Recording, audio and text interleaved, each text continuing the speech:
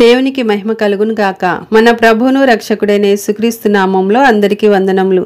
ఈ రోజు పరిశుద్ధ గ్రంథంలోని వాక్యపఠనము యెషయా గ్రంథము 32వ అధ్యాయము. ఆలకించుడి. రాజు నీతిని బట్టి రాజ్య పరిపాలన చేయును, అధికారులు న్యాయంను బట్టి ఏలుదురు. మనుషుడు గాలికి మరుగైన చోటు వలెను, గాలి వానకు చాటైన చోటు వలెనే ఉండును.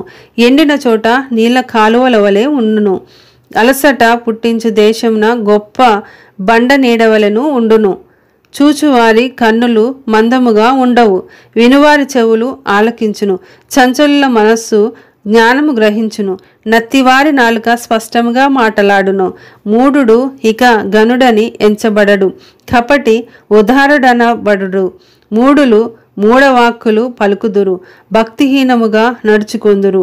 యెహోవాను గూర్చి కాని మాటలాడుచు ఆకలిగొన్న వారి జీవనాధారము తీసుకొనుచు, దప్పికొన్న వారికి పానీయము లేకుండా చేయుచు హృదయపూర్వకముగా పాపము చేయుదురు. మోసగారి సాధనములను చెడ్డవి. నిరుపేదలు న్యాయవాదన చేసినను కళ్ళమాటలతో దీనులను నాశనము చేయుటకు వారు దురాలోచనలు చేయుదురు.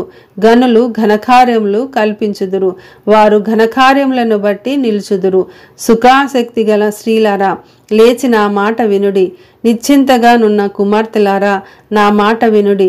నిశ్చింతగల స్త్రీలారా, ఇక 1 సంవత్సరమునకు మీకు తొందర కలుగును.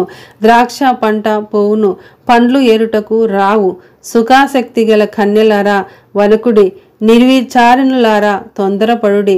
మీ బట్టలు తీసివేసి దిగ్బంబరులై మీ నడుమున గోనెపట్ట కట్టుకునుడి. రమ్యమైన పొలము విషయమై, ఫలభరితమైన ద్రాక్షవల్లుల విషయమై వారు రొమ్ము కొట్టుకొందురు. నా జనుల భూమిలో ఆనందపురములోని ఆనంద గృహములన్నిటిలో ముండ్ల తుప్పలను బలురక్కసి చెట్లను పెరుగును. పైనుండి మన మీద ఆత్మ కుమ్మరింపబడు వరకు నగరి విడవబడును, జనసమూహము గల పట్టణము విడవబడును. కొండయు కాపర్ల గోపురమును ఎల్లకాలము గుహలుగా ఉండును.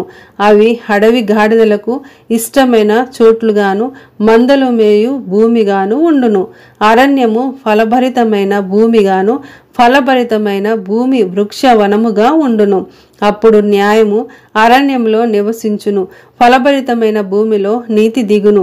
నీతి సమాధానము కలుగచేయును, నీతి వలన నిత్యమును నిమ్మలము నిబ్బరము కలుగును. అప్పుడు నా జనుల విశ్రమ స్థలము నందును, ఆశ్రయ స్థానముల యందును, సుఖకరమైన నివాసముల యందును నివసించెదరు. అయినను అరణ్యము ధ్వంసమగునప్పుడు వడగండ్లు పడును, పట్టణము నిశ్చయముగా కూలిపోవును.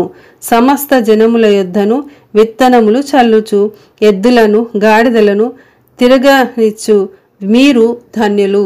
ఆమేన్.